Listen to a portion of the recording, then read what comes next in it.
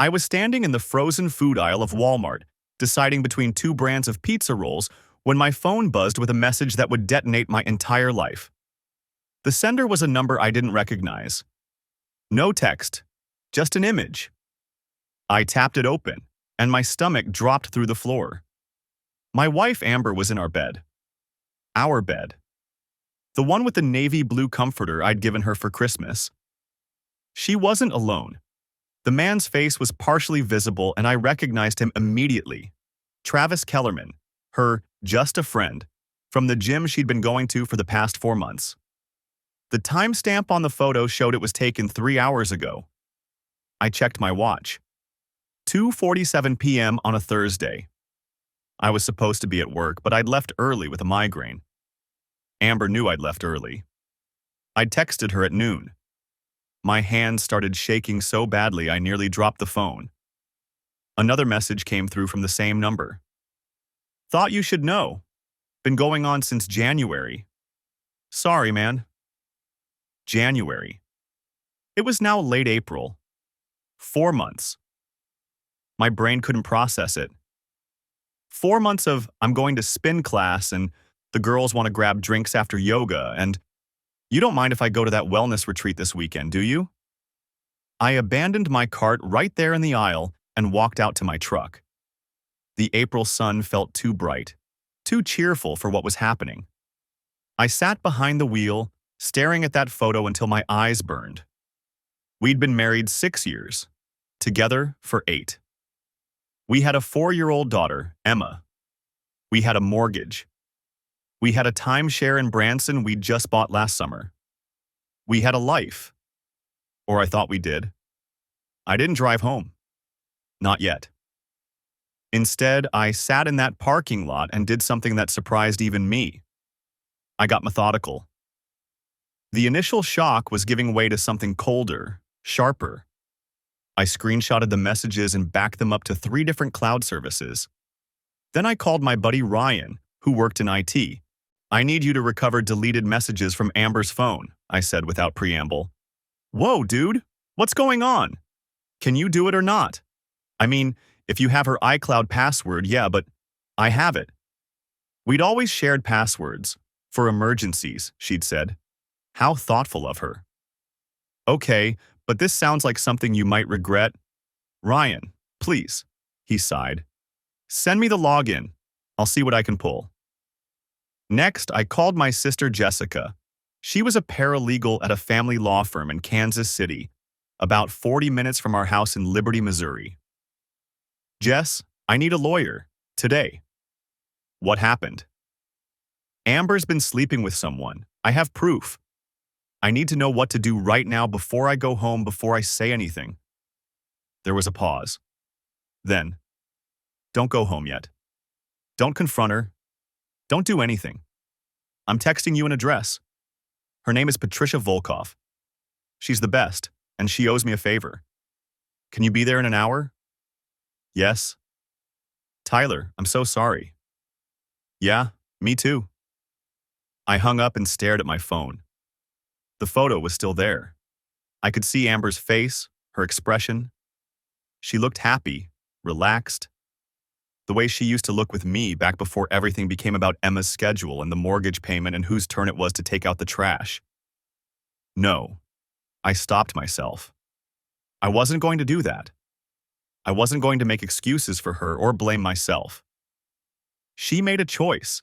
She made it over and over again for 4 months. My phone buzzed. Jessica had sent the address. Patricia Volkov's office was in a renovated building downtown. I pulled up the firm's website, Volkov and Associates, specializing in family law and divorce litigation.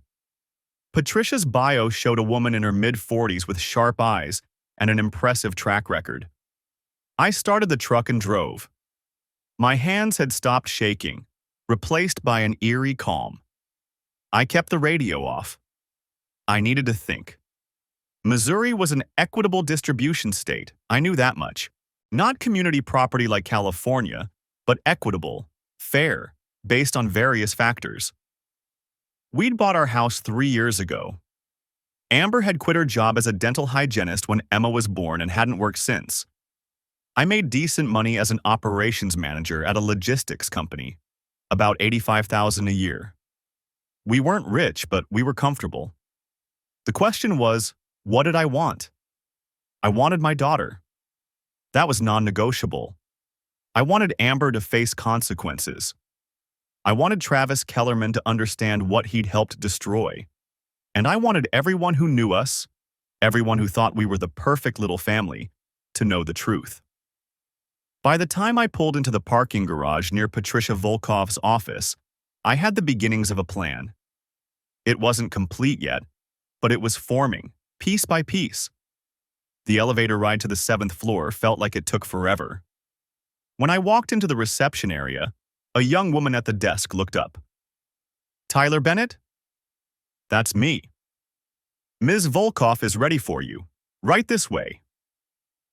Patricia Volkov's office had floor-to-ceiling windows overlooking the city.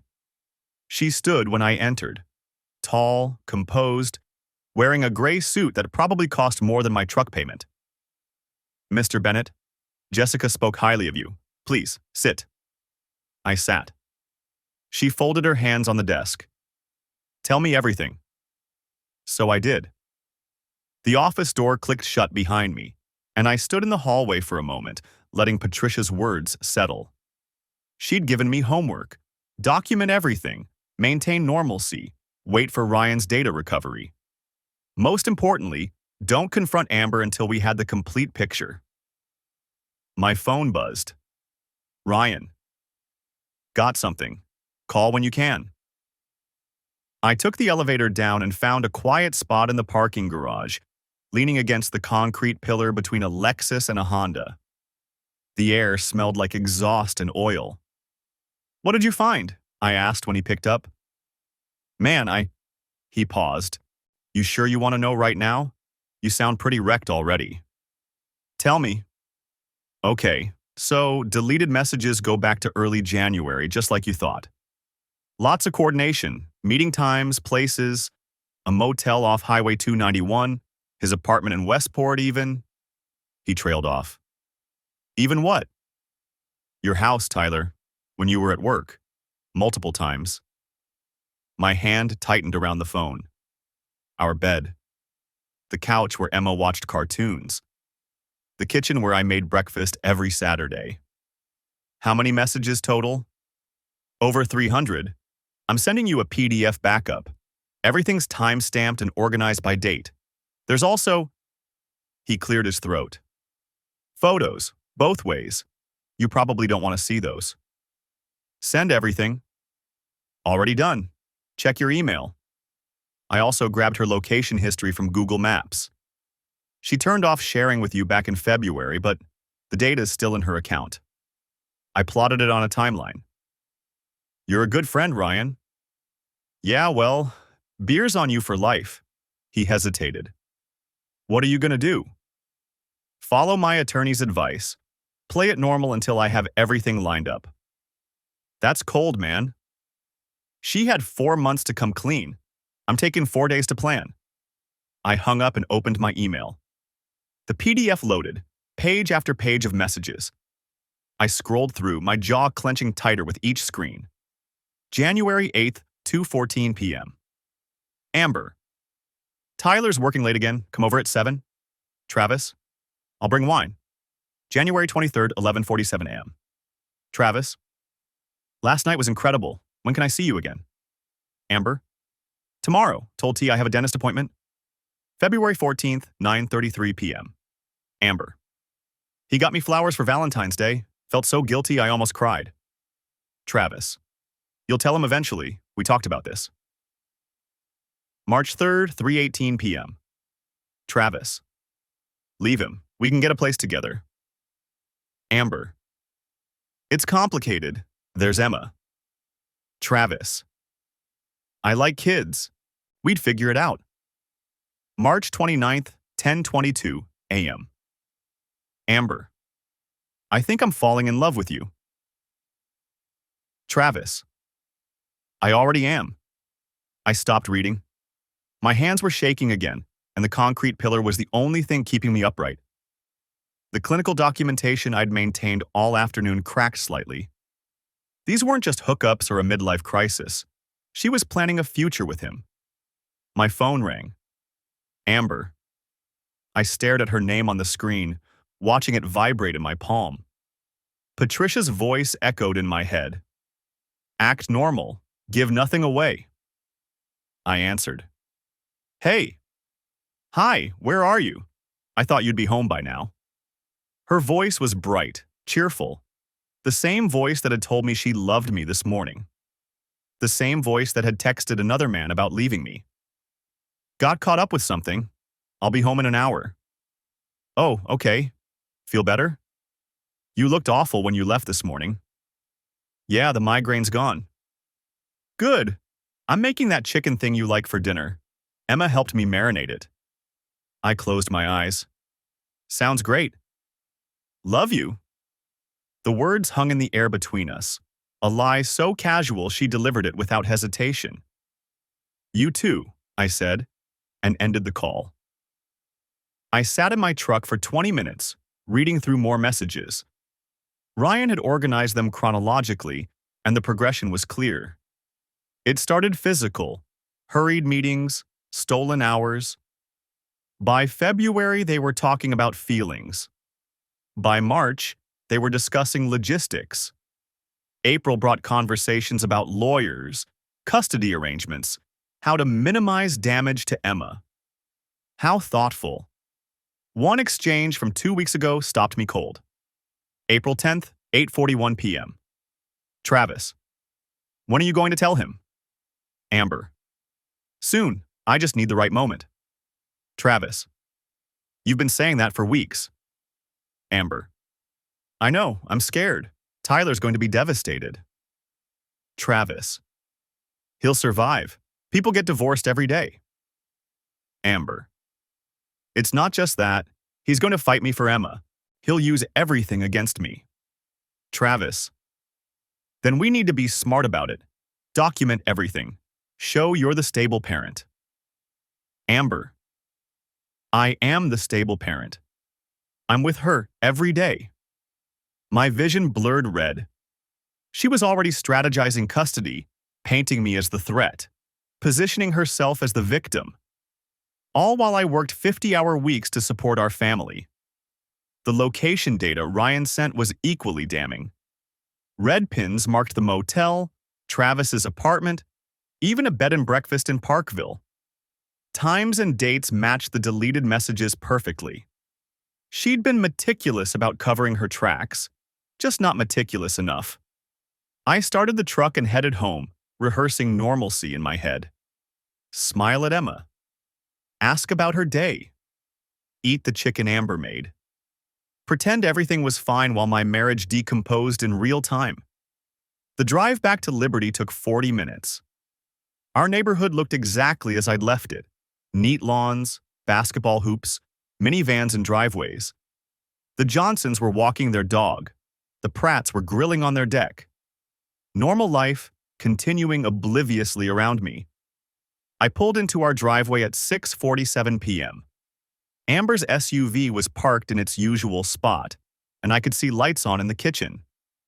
Through the window, I watched her moving around, pulling dishes from the cabinet. Emma sat at the table, coloring. I sat there for a moment, gathering myself. Then I grabbed my briefcase, locked the truck, and walked inside. Daddy! Emma launched herself at my legs the moment I opened the door. I scooped her up, breathing in the smell of her strawberry shampoo. Hey, sweetheart.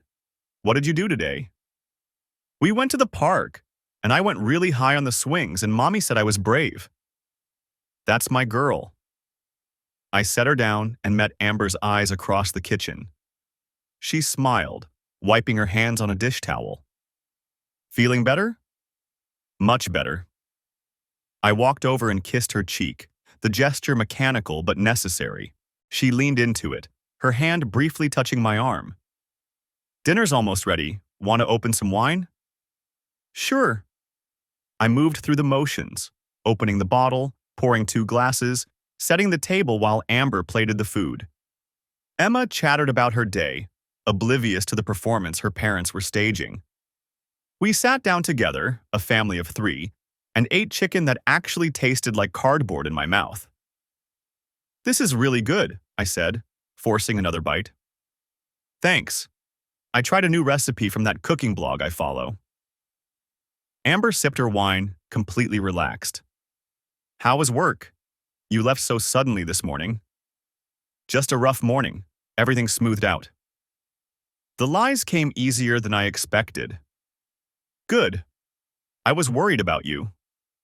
I looked at her across the table, her familiar face, the small scar above her left eyebrow from a childhood bike accident, the way she tucked her hair behind her ear when she ate. 8 years together. 6 years married. 4 months of betrayal. "Mommy, can I have more broccoli?" Emma held up her plate. "Of course, baby." Amber served her another spoonful, then glanced at me. "Oh, I meant to tell you. I'm meeting Hannah and the girls for lunch tomorrow. That okay?" Hannah. I'd met her twice, maybe. Worked at the gym where Amber supposedly took spin classes. "Sure," I said. "What time?" "Noon to 2. We're trying that new place in Zona Rosa." I made a mental note to have Ryan check if Hannah was real or another cover story. "Sounds fun." The rest of dinner passed in mundane conversation. Emma's upcoming preschool field trip, a leak in the garage I needed to fix, whether we should repaint the guest bedroom.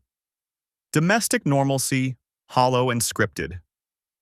After Emma went to bed, Amber curled up next to me on the couch. We watched some home renovation show, her head on my shoulder, her hand resting on my chest. I could feel her breathing, steady and calm. "I'm glad you're feeling better," she murmured during a commercial break. "Me too." She tilted her face up, kissing me softly. "I love you, Tyler." I looked down at her. This woman I'd built a life with and felt absolutely nothing. "I love you too," I said. She smiled and settled back against me, content. I stared at the television, not seeing anything, and waited for tomorrow. I woke before my alarm. The bedroom was still dark, Amber's breathing steady beside me. My phone said 4:47 a.m. I'd gotten maybe 3 hours of sleep, and that was generous. Every time I'd closed my eyes, I saw those messages. "I'm tired of pretending. I want to wake up next to you every morning." I got up, showered, dressed. Amber stirred when I came back into the bedroom. "Early meeting," I said quietly. Love you." "You too." I stopped at Emma's room on my way out. She was curled up with her stuffed elephant, blonde hair spread across her pillow. 4 years old. She had no idea her world was about to change. I closed her door gently and left. The office was empty when I arrived at 5:30. I made coffee and sat at my desk, staring at my computer screen without really seeing it. Patricia had been clear about the timeline. Gather evidence, document everything, don't show your hand. We were building a case and I needed to be patient. But patience felt impossible when I knew what Amber was doing. When I knew she was planning to take Emma from me. My phone buzzed. A text from Jessica. "How are you holding up?" "Fine." 3 dots appeared, disappeared, appeared again. That's not an answer. I'm at work. I'm functioning. That's what I'm worried about. I set the phone down. Jessica meant well, but I didn't have the energy for concern right now. I needed to focus. By 7:30, the office had filled with the usual morning chaos. I went through the motions, answered emails, reviewed shipment schedules, handled a supplier issue. My boss stopped by my desk around 9. "Tyler, you got a minute?" Dennis Warren was in his mid-50s, balding, perpetually stressed about quarterly targets. Good guy, mostly hands-off unless something was on fire. "Sure." He closed my office door. "Everything okay? You've seemed off the last couple days." I kept my expression neutral. "Just dealing with some personal stuff. Nothing that affects my work." "I'm not worried about your work. Your numbers are solid. He sat in the chair across from my desk. But you look like hell, and I've known you long enough to notice when something's wrong. For a second, I considered telling him. Just laying it all out. My wife's cheating, I'm getting divorced, I might lose custody of my daughter. But that would make it real in a way I wasn't ready for yet. Family situation, I said finally. I'm handling it. Dennis studied me for a moment, then nodded. All right, but if you need some time off, let me know. We can work something out. I appreciate it. He stood, paused at the door. Whatever it is, Tyler, don't let it eat you alive. I've seen good people destroy themselves trying to keep everything bottled up. After he left, I sat there staring at my desk. The irony wasn't lost on me. I was bottling everything up precisely because I couldn't afford to let it out yet. One wrong move, one emotional outburst, and Amber would know I was onto her. My phone buzzed again. This time it was Amber. Taking Emma to the park this afternoon. Want me to grab anything from the store? I typed back, no, I'm good, have fun. 3 dots. You sure you're okay? You seemed quiet last night. My jaw tightened. She was checking, making sure I hadn't noticed anything off, making sure her cover was still intact. Just tired. Long week. I know, babe. We'll do something fun this weekend. Just us and Emma. I didn't respond. I set the phone face down on my desk and went back to work. At lunch, I drove to a coffee shop 3 blocks from the office. Ryan was already there, laptop open, looking distinctly uncomfortable. Dude, I don't know if I should keep doing this, he said as I sat down. What do you mean?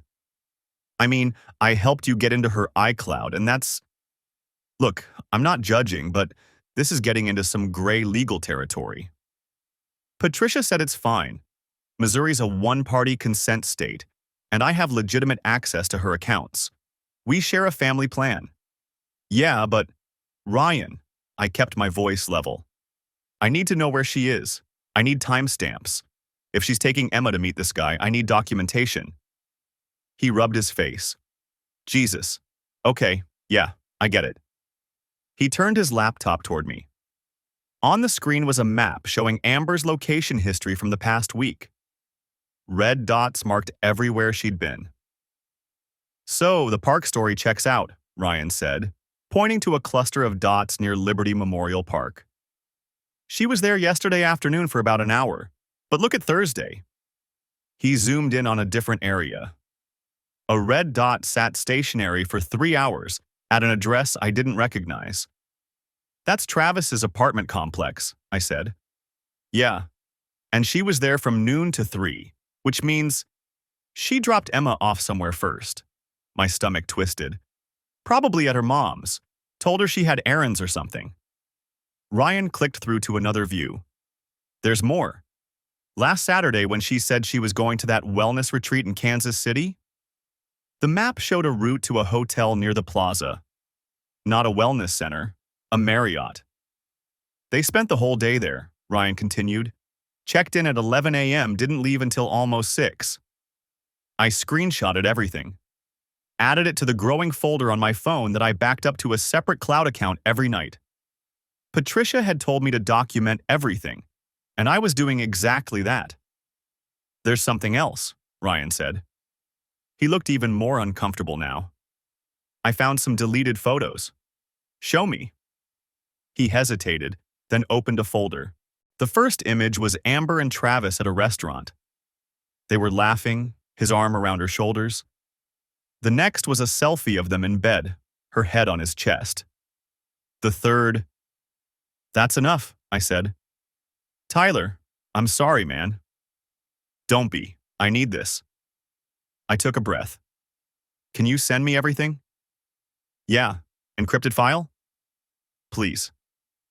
He worked in silence for a minute, then nodded. Done. Password is Emma's birthday. Of course it was. That night, Amber made dinner while Emma showed me her drawings from preschool. A house with 3 stick figures, mom, dad, daughter, a yellow sun in the corner. Everything simple and perfect in her 4-year-old world. "That's beautiful, sweetheart," I said. "It's our family." She beamed at me. Amber glanced over from the stove, smiling. "She's been working on that all afternoon." I looked at my wife. She was wearing yoga pants and one of my old college shirts. Her hair was pulled back in a ponytail. She looked exactly like the woman I'd married 6 years ago, the woman I'd built a life with. And she was planning to destroy all of it. "Dinner's ready," Amber said. We ate spaghetti. Emma got sauce all over her face. Amber told me about her day, the park, running into a friend from her old dental office, how Emma had finally mastered the monkey bars. Normal conversation, normal evening. I played along, asked questions, laughed at Emma's jokes, helped clean up after dinner. Later, after Emma was in bed, Amber curled up next to me on the couch.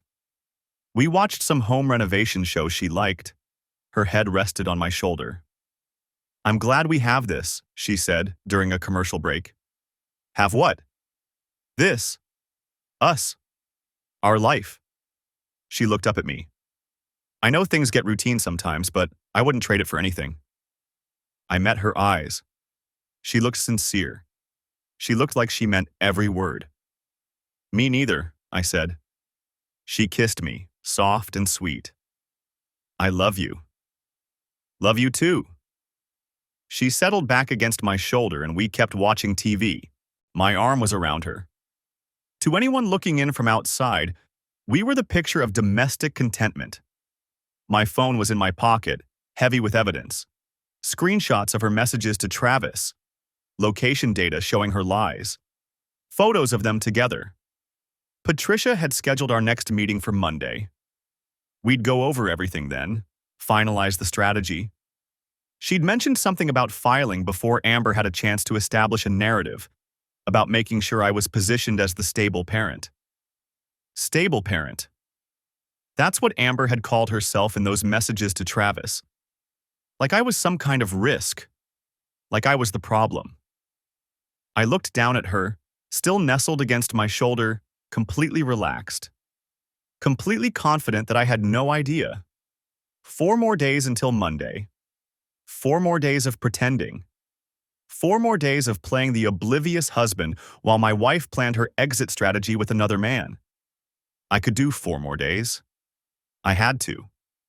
I woke up Friday morning to the sound of Emma singing in her bedroom, some garbled version of a song from one of her cartoons. The melody drifted through the wall, off-key and perfect. Amber was already up, the shower running in the master bathroom. I lay there for a moment, staring at the ceiling fan making its slow rotations. 3 days until Monday. The weekend stretched ahead like a minefield. 48 hours of pretending everything was normal while the screenshots sat in 3 separate cloud accounts, waiting. Patricia had been clear.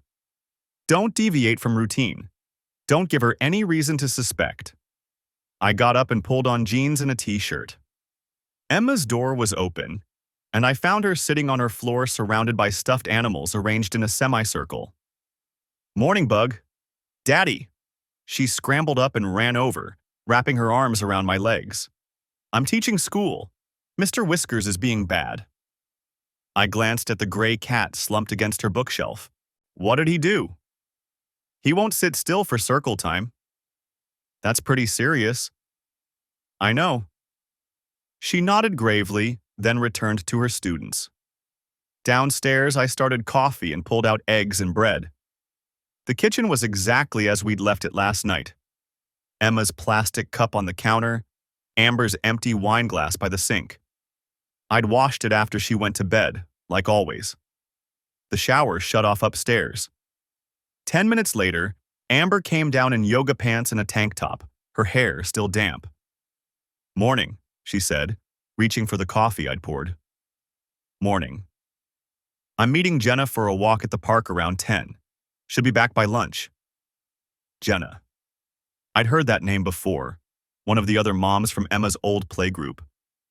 Or maybe it was another lie. Maybe it was Travis in a park somewhere, or another hotel. "Sounds good," I said. I'll take Emma to the hardware store. We need mulch for the flower beds. Oh, you don't have to do that today. Supposed to rain next week. Better to get it done. She shrugged and took her coffee to the table, scrolling through her phone. I watched her face, relaxed, content. No guilt. No hesitation. I cracked eggs into a pan. Emma thundered down the stairs and climbed into her chair. Can I have the purple plate? Sure thing. I pulled it from the cabinet and slid scrambled eggs onto it, adding a piece of toast cut into triangles the way she liked. What are you doing today, sweetheart? Amber asked. Going to the store with Daddy. We're getting dirt. Mulch, I corrected. Mulch, Emma repeated seriously. We ate breakfast like a normal family. Amber talked about needing to schedule Emma's checkup, mentioned that her sister might visit in June. I nodded in the right places, asked follow-up questions. The performance was getting easier. After breakfast, Amber went upstairs to change. I cleaned the dishes and helped Emma find her shoes. A 10-minute ordeal that involved checking under the couch, behind the toy box, and finally discovering them in the bathroom where she'd apparently tried them on yesterday. Amber came back down in running shoes and a zip-up jacket. I'll have my phone if you need anything. We'll be fine.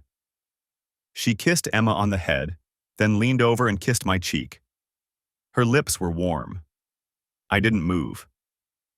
The door closed behind her. I watched through the kitchen window as she backed her SUV out of the driveway and disappeared down the street. Can we go now? Emma asked. Yeah, let's go. The hardware store was 20 minutes away, a massive warehouse-style place that smelled like lumber and fertilizer. Emma rode in the cart, pointing at things and asking questions while I loaded bags of mulch onto a flatbed. Why is it brown? It's made from tree bark. Where do they get tree bark? From trees. But then the trees are naked. They use trees that are already cut down. She considered this. Oh, that's okay then. We made it through checkout without incident. I loaded the bags into the truck bed while Emma climbed into her car seat. The morning was warming up, the sky clear and blue. People moved through the parking lot with their carts and shopping lists, living their regular Saturday errands. None of them knew. None of them could tell by looking at me that my entire life was a countdown timer. Back home, I spread mulch around the flower beds while Emma played in the backyard. She'd found a stick and was drawing patterns in the dirt, narrating an elaborate story involving princesses and dragons. Amber's SUV pulled into the driveway around noon. She got out looking flushed and energized, exactly like someone who'd just finished a walk. Or something else. How was it? I asked. Good. Jenna's training for a 5K. I told her she's crazy. She laughed, then looked at the flower beds. Wow, you got a lot done. Most of it. I'll make lunch. Sandwiches okay? Perfect. Inside, I washed the dirt from my hands while Amber assembled turkey sandwiches. Emma sat at the table coloring, her tongue poking out in concentration. My phone buzzed. I pulled it from my pocket. A text from Ryan. Dude, you need to see this. Call me when you can. I stared at the screen. Ryan knew better than to contact me unless it was important. We'd agreed. Radio silence unless absolutely necessary. I need to make a quick call, I said. Work thing. Amber glanced up. On a Saturday? Shipment issue. Won't take long. I stepped out onto the back deck and dialed. Ryan picked up on the first ring. Hey. What's going on? So I was doing some more digging through the message history, right? Just making sure we had everything backed up properly. And? There's stuff from before January. I gripped the phone tighter. What do you mean? The messages between her and this Travis guy, they go back further than January. Way further. How far? At least a year, maybe more. She deleted most of it, but I found fragments in the backup files. Meeting times, hotel names. Nothing as detailed as the recent stuff, but enough to show this wasn't new. The deck seemed to tilt under my feet. A year. Not 4 months. A year, maybe longer. You're sure? I'm looking at a message from last March. She's telling him she can't meet because your family's going to Branson. That's 13 months ago, man. 13 months. Emma had just turned 3. We'd gone to the timeshare for her birthday, made a whole weekend of it. Amber had seemed happy. We'd taken Emma to the aquarium, eaten overpriced pizza, watched her jump on the hotel bed. And the whole time. Tyler, you there? Yeah. I'm sending you the files now. There's not a ton. She was better about deleting back then. But it's enough to establish a timeline. Okay. You good? I'm fine. Send them. I hung up and stood there, watching Emma through the glass door. She was eating her sandwich, swinging her legs under the chair. 1-year-old during the affair. Maybe younger. My phone buzzed again. Ryan's files coming through. I opened them. Fragments of messages, timestamps, breadcrumbs of a betrayal that stretched back beyond what I'd thought possible. Can't wait to see you tomorrow. Last night was amazing. I hate lying to him, but what choice do I have? That last one was dated 14 months ago. I scrolled through the fragments, my thumb moving automatically. There weren't many. Ryan was right that she'd been more careful early on, but they painted a clear picture. This wasn't a recent mistake. This wasn't 4 months of weakness. This was calculated, sustained, long-term. The door slid open behind me. Tyler, Amber stood in the doorway. Lunch is getting cold. I turned, slipping the phone into my pocket. Sorry, got caught up. Everything okay with the shipment? Yeah, all handled. I followed her inside and sat down at the table. The sandwich tasted like cardboard, but I ate it anyway, chewing mechanically while Emma told us about the dragon in her story.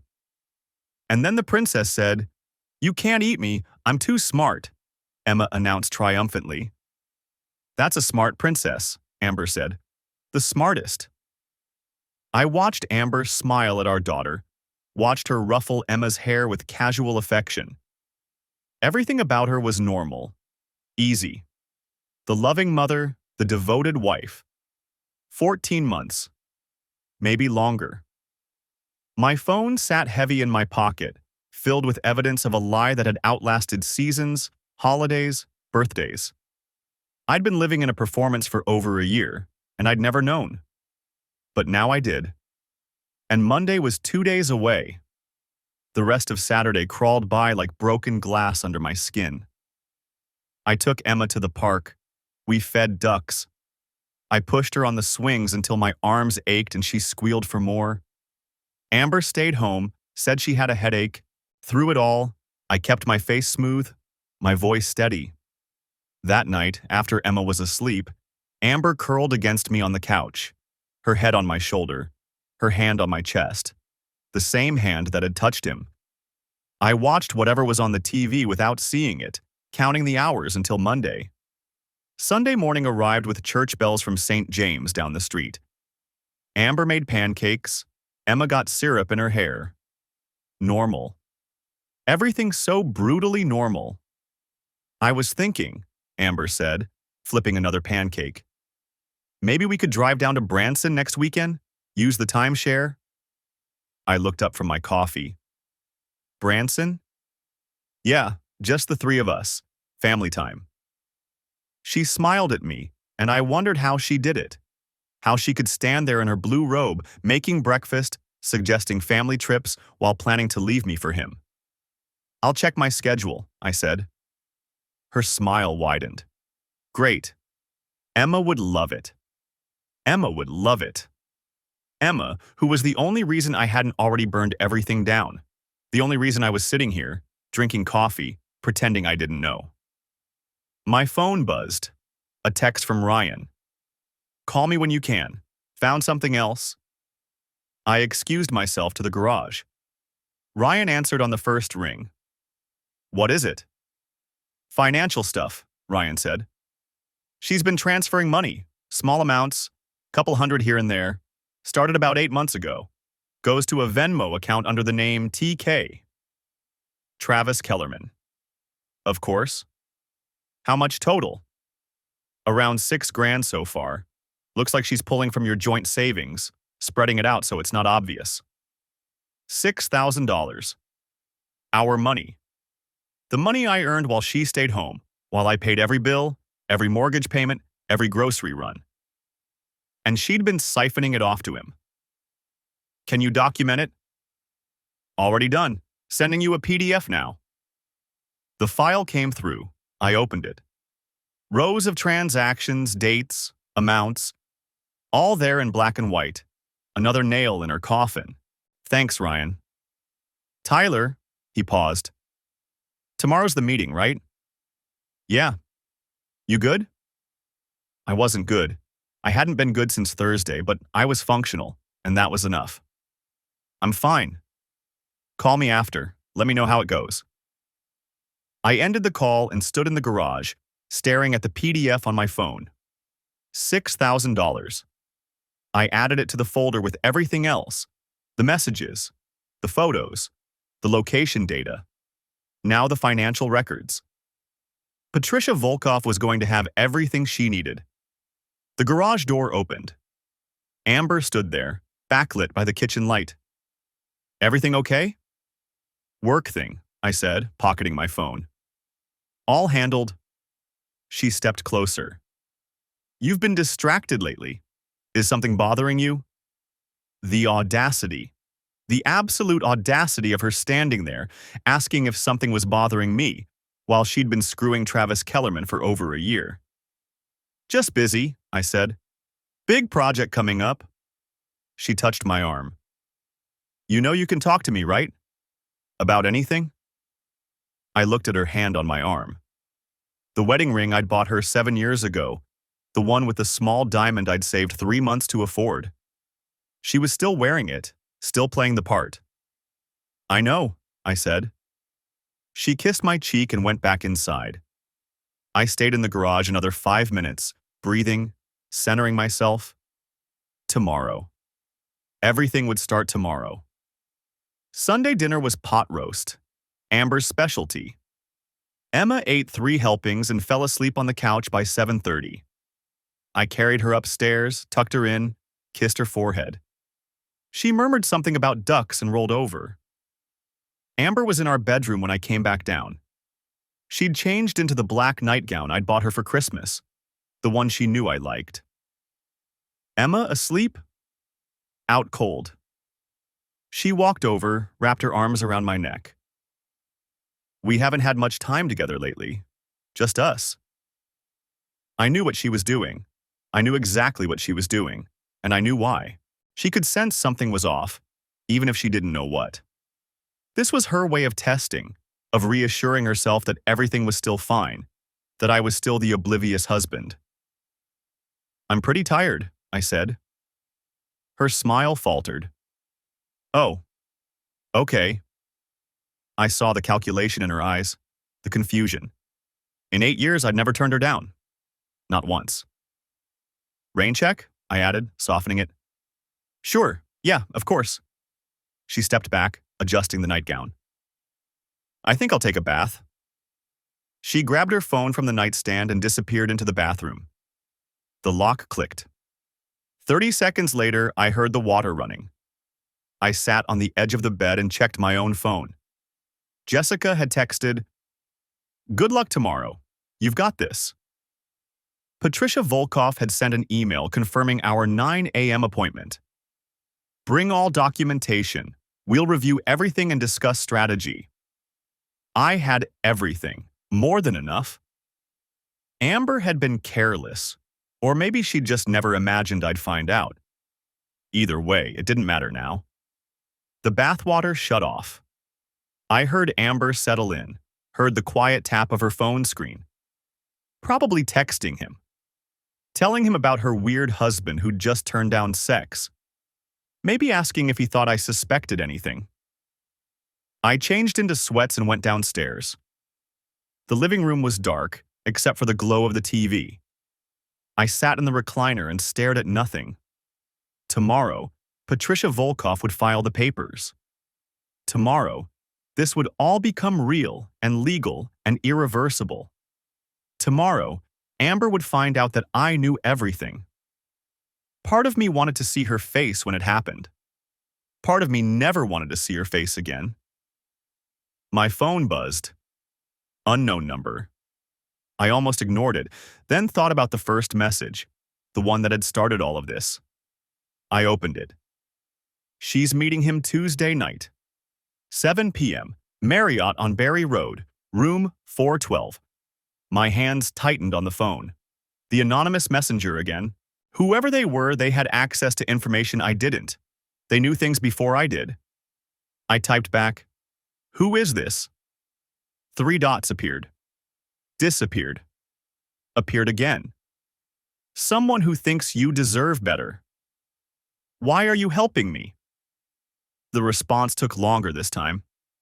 Because I was you. 2 years ago. Same situation. I didn't have proof. Lost everything in the divorce. She took the kids, the house, half my pension. Judge believed her story. I don't want that happening to you. I stared at the message. Someone else's tragedy, reaching across time to save me from the same fate.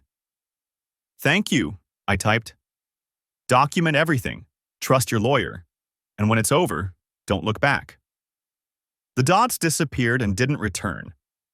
I saved the message, added it to the folder. Tuesday night. Marriott on Barry Road, room 412. That was 2 days after tomorrow's meeting with Patricia. 2 days after the papers would be filed. By Tuesday night, Amber would already know I was divorcing her, unless she didn't. I sat up straighter. What if we held the papers? What if Patricia prepared everything but didn't file until Wednesday? What if we let Amber go to that hotel room, let her meet Travis one more time, and documented it ourselves? It was risky. It meant extending this nightmare another 48 hours. But it also meant catching them in the act, having undeniable, fresh evidence. Not just old messages and photos, but proof from after she knew I was watching. I texted Patricia Volkov. Need to discuss timing tomorrow. May want to delay filing by 48 hours. Her response came immediately, even though it was past 9 on a Sunday. Interesting. We'll discuss in detail tomorrow morning. Sleep well. Sleep well. Right. Upstairs, the bathroom door opened. Amber's footsteps crossed the bedroom floor. I heard the bed creak as she got in. I stayed downstairs until midnight, then crept up and slid in beside her. She was asleep, or pretending to be. Her breathing was steady and slow.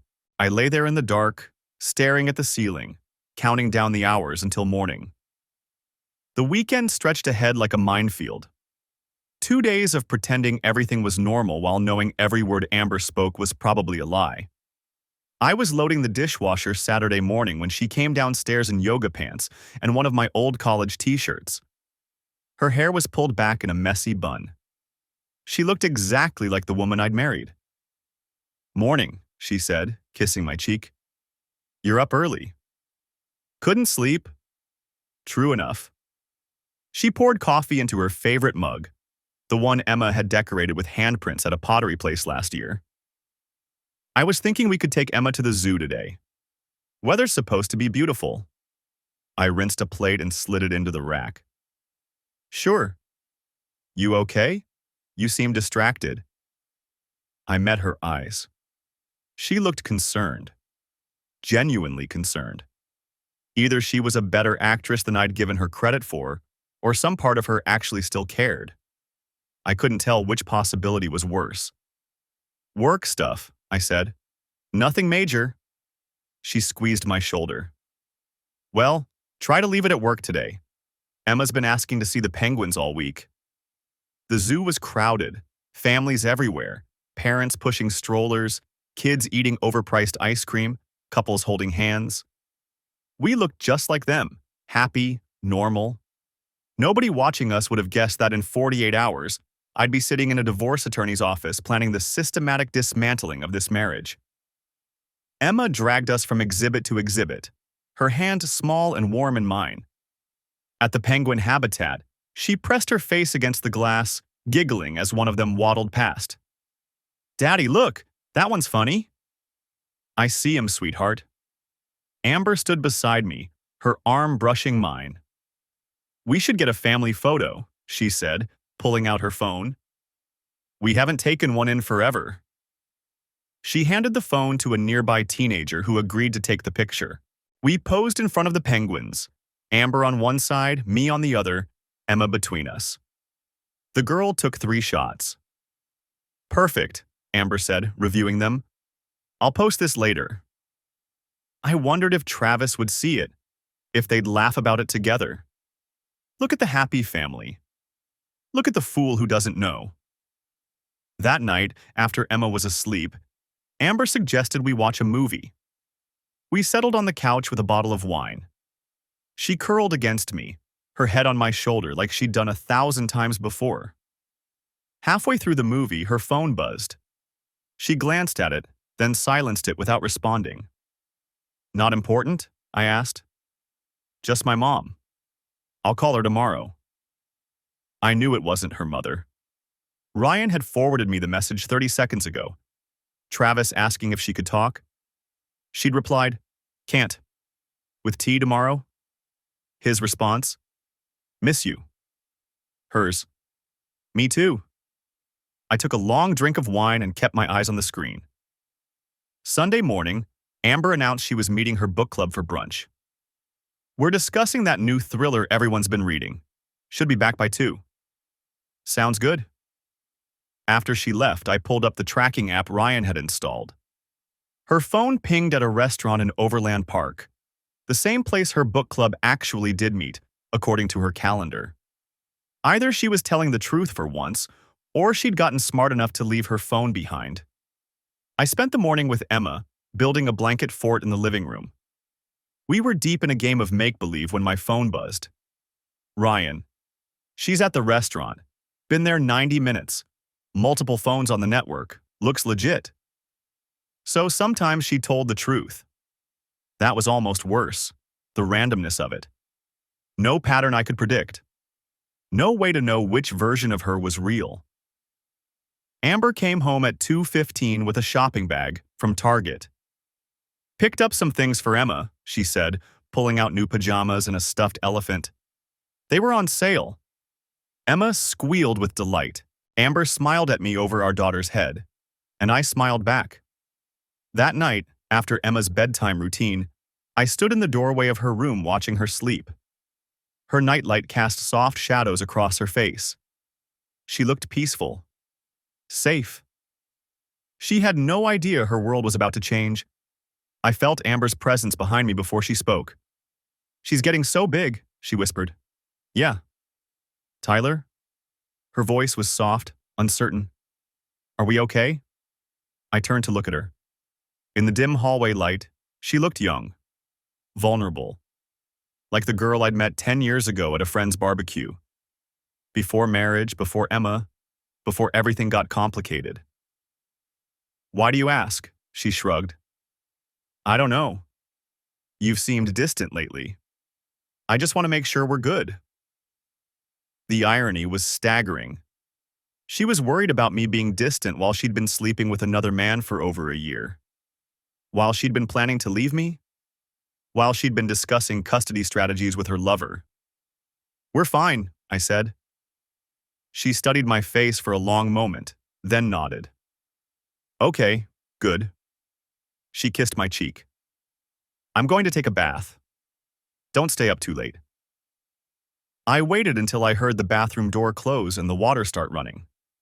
Then I went downstairs to my office and pulled up the file Ryan had sent, the complete archive of deleted messages.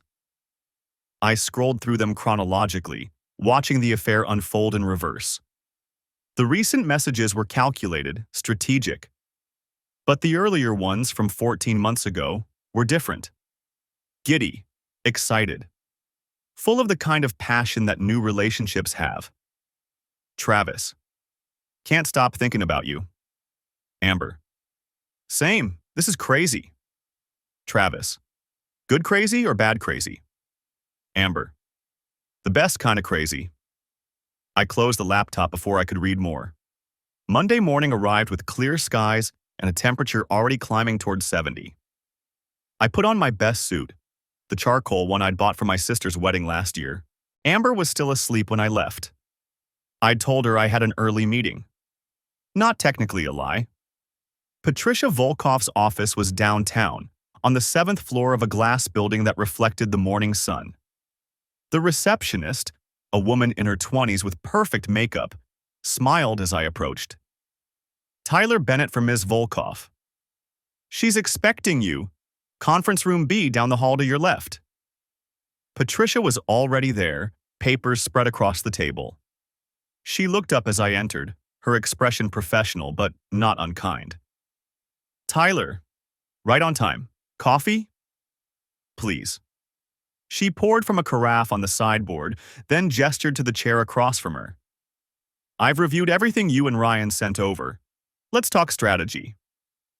For the next 2 hours, we went through it all. The messages, the financial records, the timeline. Patricia took notes, asked questions, and outlined the approach. The evidence is solid, she said. Very solid. The financial transfers especially. That's marital asset dissipation. The messages discussing custody strategies show premeditation, and the length of the affair demonstrates a pattern, not a one-time mistake. What about Emma? Missouri courts prioritize the child's best interests. The affair itself won't automatically determine custody, but combined with the financial issues and the documented deception, it strengthens your position considerably. She paused. However, I need to ask, are you certain you want to proceed? Once we file, there's no going back. I thought about Amber's face at the zoo, her concern yesterday morning, the way she'd curled against me on the couch. Then I thought about the messages, the money, the lies. 14 months of betrayal. I'm certain. Good. Patricia pulled out a calendar. We can file as early as Wednesday. I'll have the papers drawn up by tomorrow afternoon. You'll need to decide how you want her served, at home, at work, or through her attorney if she retains one. What about the Tuesday meeting, the hotel? Patricia's expression didn't change. You mean the tip from your anonymous contact? Yeah. Do you want to catch them in the act? I considered it. Fresh evidence, undeniable proof, the satisfaction of her knowing that I knew, right there in the moment. But also, more time living the lie, more risk of her discovering my plans, more days of pretending. No, I said finally. I want to file Wednesday. I'm done waiting. Patricia nodded. Then we proceed as planned. I'll have everything ready by end of business tomorrow. We shook hands at the door. Her grip was firm, confident. Tyler, you're doing the right thing, for yourself and for your daughter. I drove back to the office, made it through a meeting about Q2 logistics, and somehow managed to focus on spreadsheets until 5 o'clock. My phone buzzed as I was packing up. Amber. Emma wants tacos for dinner. Can you grab some on your way home? I stared at the message. Such a normal request. Such an ordinary day in what was supposed to be our ordinary life. Me. Sure, be home by 6. 24 hours until the papers were ready. 48 hours until filing. I could make it 48 more hours. The papers were filed Wednesday morning at 9:47 a.m. Patricia's paralegal delivered them to our house at 10:15, while I was at work and Amber was home with Emma. I'd timed it that way deliberately. My phone rang at 10:22. I let it go to voicemail. It rang again, and again. By the 4th call, I answered. Tyler. Her voice was shaking. What is this? What the hell is this? Divorce papers, Amber. I think they're pretty self-explanatory. You can't. We need to talk about this. We need to. We don't need to do anything. My attorney will be in touch with yours. If you don't have one yet, I suggest you get one. Tyler, please. Let me explain. Explain what? 14 months with Travis Kellerman? The $6,000 you stole from our savings? The messages where you discussed taking Emma from me? Silence. Yeah, I said. I know everything. How long have you known? Long enough. And you've been pretending this whole time? I learned from the best. I hung up. She tried calling back twice more. I blocked the number. She could communicate through attorneys from now on. Dennis found me in my office an hour later. You okay? You look like you're about to break something. Filed for divorce this morning. He sat down slowly. Jesus, Tyler. Yeah. You need to go home? Take some time? I need to work. Work is the only thing keeping me sane right now. He studied me for a moment, then nodded. All right, but if that changes, you tell me. Jessica called during lunch.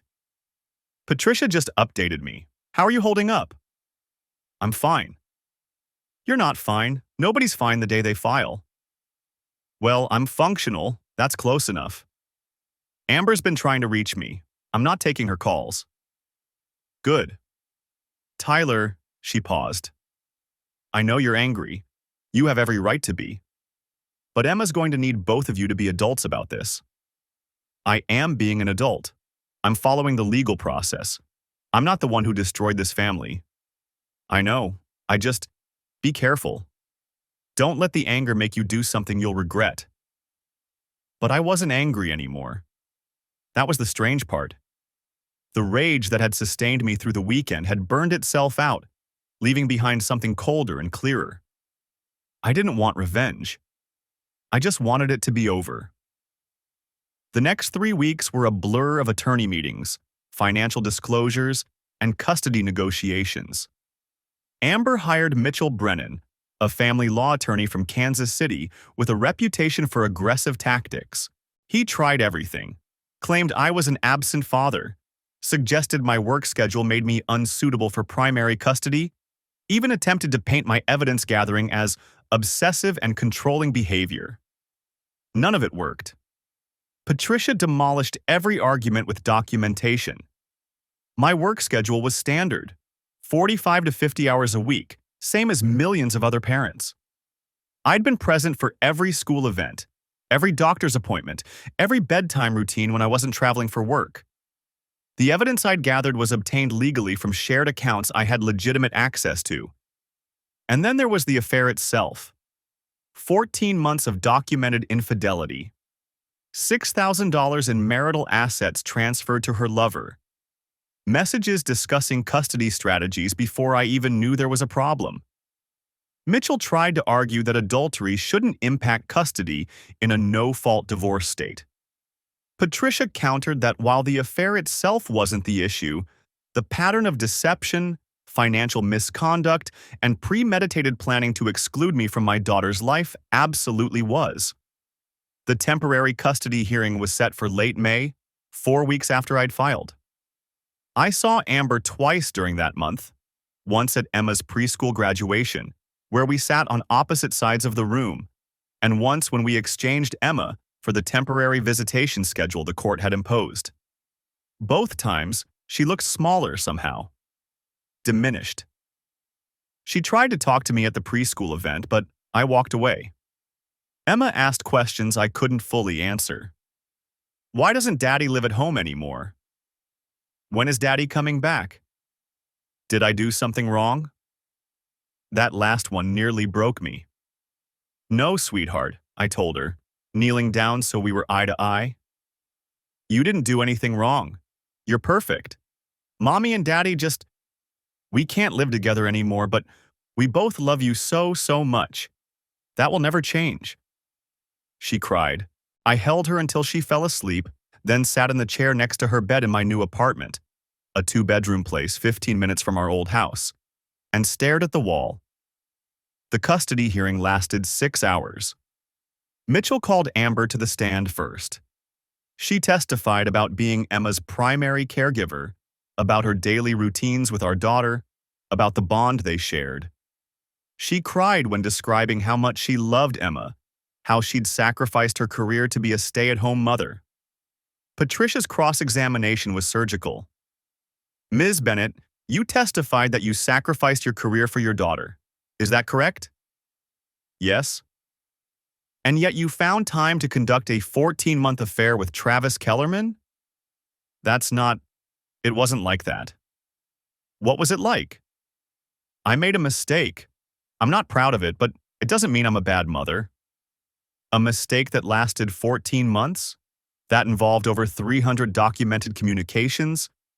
That included transferring $6,000 of marital assets to your lover? Mitchell objected. The judge overruled. Ms. Bennett, in a message dated April 10th of this year, you told Mr. Kellerman, and I quote, "Tyler's going to fight me for Emma. He'll use everything against me." Were you planning to file for divorce? We were having problems. I was considering my options. Options that included documenting evidence to use against your husband in a custody battle before he even knew you were planning to leave? I was protecting myself. From what? Amber didn't have an answer. Patricia called me next. I testified about my involvement in Emma's life, about the routines we shared, about how I'd been present for every milestone. I talked about discovering the affair, about the evidence I'd found, about the messages discussing custody strategies. Mitchell tried to rattle me on cross-examination, suggesting I'd been obsessive, controlling, that my evidence gathering showed an unhealthy fixation. Mr. Bennett, isn't it true that you accessed your wife's private messages without her knowledge? I accessed messages on accounts we shared, family accounts that I had legitimate access to. But she didn't know you were monitoring her communications. She didn't know I'd discovered her affair, if that's what you're asking. I was gathering evidence before confronting her, on the advice of my attorney. Doesn't that strike you as deceptive? I looked at him. Not as deceptive as sleeping with another man for 14 months while pretending to be a faithful wife? The judge sustained Mitchell's objection, but the point was made. Ryan testified about the technical aspects of the data recovery. Patricia had him explain, in careful detail, how everything he'd accessed was legally obtained from shared accounts and devices.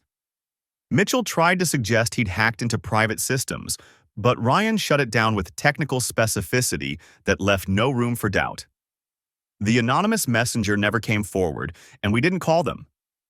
We didn't need to. We had everything else. The judge took 2 days to issue her ruling.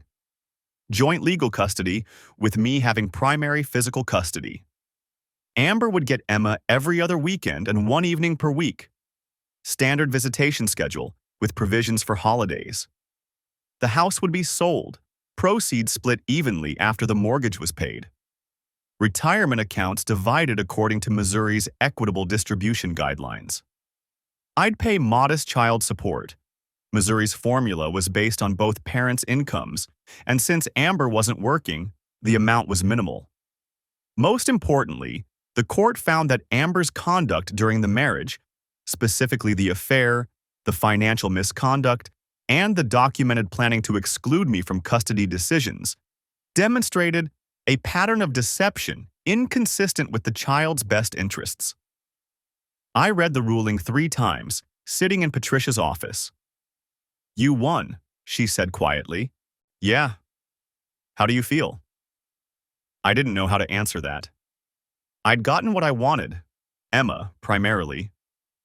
The house sale would hurt, but we'd make it work. Amber would have to find a job, rebuild her life. Travis Kellerman had apparently ended things when the divorce was filed. Ryan had found messages where Amber begged him to stay, to give her another chance. He'd told her he couldn't handle the drama, so she'd lost everything. Her marriage, her home, her daughter, her lover, everything she'd risked it all for. I should have felt satisfaction, victory, something. Instead, I just felt tired. I feel like I want to move forward, I said finally. Patricia nodded. That's good. That's healthy. The divorce was finalized in August, 3 months after the custody hearing. I didn't attend the final court date, neither did Amber. Our attorneys appeared on our behalf, and just like that, 8 years of marriage dissolved into a stack of legal documents. I picked Emma up from Amber's apartment that evening. It was a small one-bedroom place near the hospital where she'd found work as a dental hygienist again. Emma came out carrying her backpack and the stuffed elephant Amber had bought her months ago, back when we were still pretending to be a family. Ready to go home, Bug? Yeah. In the truck, she was quiet. I glanced over at her. You okay? Is it really over? The divorce? Yeah, sweetheart, it's over. So, nothing else is going to change? I thought about that. Some things will keep changing. You'll get older, start kindergarten soon. We'll make new routines. But the important stuff, me and you, mommy and you, that stays the same. We both love you. That never changes. She nodded, satisfied with that answer in the way only a 4-year-old could be. That night, after she was asleep, I stood on the balcony of our apartment and looked out at the city lights. Somewhere out there, Amber was in her own apartment, probably wondering how it all went so wrong. Maybe she was texting someone new, or maybe she was alone, finally understanding what she'd lost. I didn't know, and I realized I didn't need to know. Jessica had asked me once during the worst of it if I thought Amber ever really loved me. I hadn't answered then. But standing there in the August heat, watching the traffic move below, I finally had an answer. It didn't matter. Maybe she had loved me once, before the affair. Maybe she'd loved me even during it, in whatever compartmentalized way people manage these things. Maybe she'd never loved me at all, and I'd been fooling myself from the start. None of it changed what had happened. None of it changed the choices she'd made, or the consequences that followed. People talk about trust like it's something you can rebuild, like a house after a fire. But that's not quite right. Trust isn't a structure, it's a foundation. And once it cracks, everything built on top of it becomes unstable. You can patch it, reinforce it, pretend it's solid, but you'll always know the fault line is there, waiting. I'd learned that the hard way, but I'd also learned something else. You can survive the collapse. You can dig yourself out of the rubble, dust yourself off, and start building something new. It won't look like what you had before. It might not even be what you originally wanted. But it can still be good. It can still be whole. Emma was my foundation now. Everything else was just construction.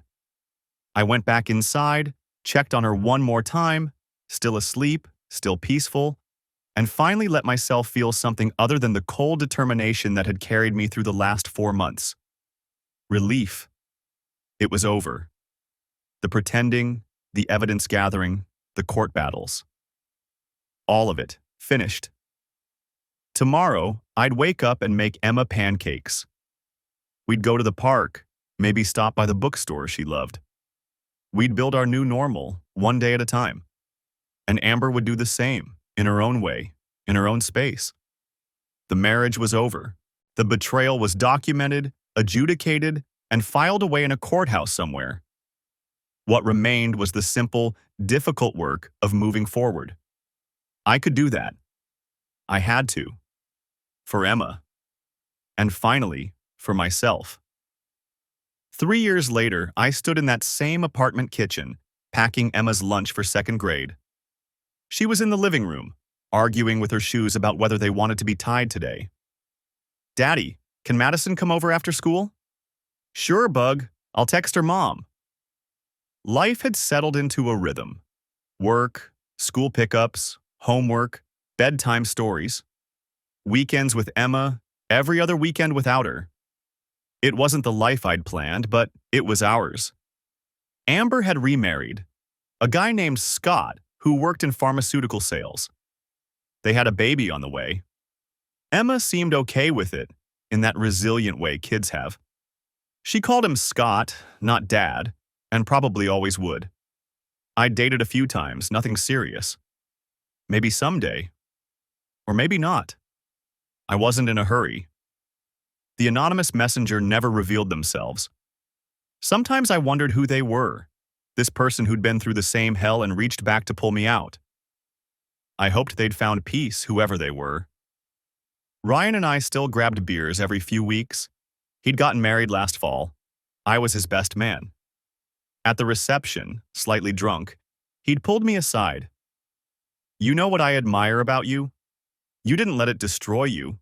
You just kept going. Didn't have much choice. Everyone has a choice. You chose right." Maybe he was correct. Or maybe I'd just been too stubborn to fall apart.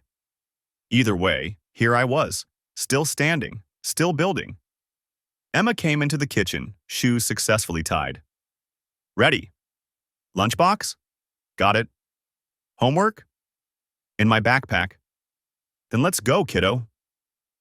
In the truck, she chattered about a project on butterflies, about how Madison's brother was annoying, about whether we could get pizza for dinner. Normal stuff. Beautiful, ordinary, normal stuff.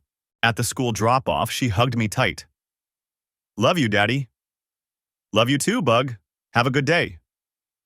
I watched her run toward the building, backpack bouncing, blonde hair catching the morning sun. 7 years old now. Smart, funny, kind. Somehow untouched by the worst of what had happened, or at least not broken by it. That was the real victory, I thought. Not the custody ruling or the divorce settlement. Just this. A kid who still ran toward her day with joy, who still believed the world was mostly good. I'd protected that. When everything else fell apart, I'd protected that. Driving to work, I thought about the man I'd been 3 years ago, standing in a Walmart parking lot, staring at a photo that detonated his life. I barely recognized him now. That version of me had been so certain of his life, his marriage, his future. He'd been wrong about all of it. But he'd learned. He'd adapted. He'd survived. And in surviving, he'd discovered something unexpected. You don't need certainty to build a life. You just need to show up day after day and do the work. The rest figures itself out. The affair, the divorce, the betrayal. It had all felt like an ending at the time.